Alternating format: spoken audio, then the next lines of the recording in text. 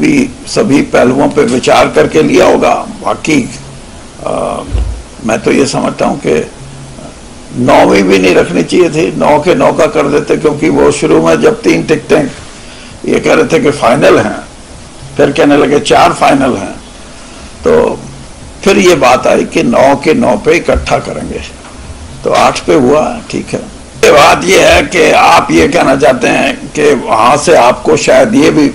बात आई होगी कि कमिटमेंट हुई या नहीं हुई। आप एक बात सोचें कि ये छोटे स्तर की बातें होती हैं कि मैं लिख के देता हूं जी मेरे को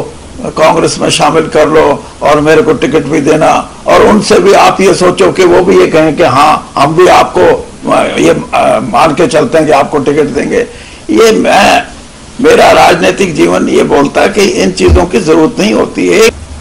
मैं तो यही समझता हूं कि जो भी निर्णय है वो पार्टी हाईकमांड का है। उन्होंने किस क्राइटेरिया को सामने रख के ये निर्णय लिए हैं। जो हिसार से सांसद थे मेरे बेटे, उनका भी बहुत दिनों से ये सोच थी कि हमें कांग्रेस में जाना चाहिए, और इसीलिए मैंने जिस दिन कांग्रेस में मैं शामिल हुआ हूं उस दिन भी मैंने ये कहा कि घर वापसी नहीं है, ये सिर्फ ये विचारधारा की वापसी है एक किस्म से, और वो सबसे बड़ी बात है। क्योंकि जो 42 साल कांग्रेस में रह के मैंने वैचारिक रूप से कांग्रेस को एक ऐसी राजनीतिक संस्था माना है जहां हम खुल के अपनी बात कर सकते हैं, तो इसलिए मेरी प्राथमिकता थी एक, और इसीलिए हमने फैसला किया हमारे साथियों ने कि हम कांग्रेस में आए। कि 2019 का इलेक्शन था, उसमें किसी ने ये नहीं देखा कि मजबूत उम्मीदवार कौन है, सबने ये देखा कि देश और देश में कौन उचित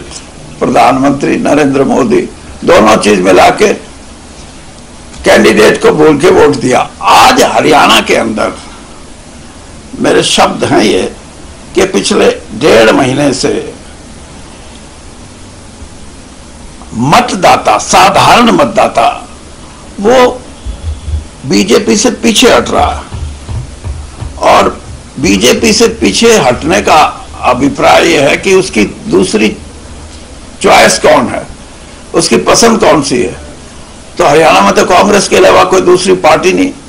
तो इसलिए वो कांग्रेस पार्टी की तरफ अपना मन बना रहा है। अब उसमें कैंडिडेट 19 हो, 21 हो, 23 हो, 25 हो, कोई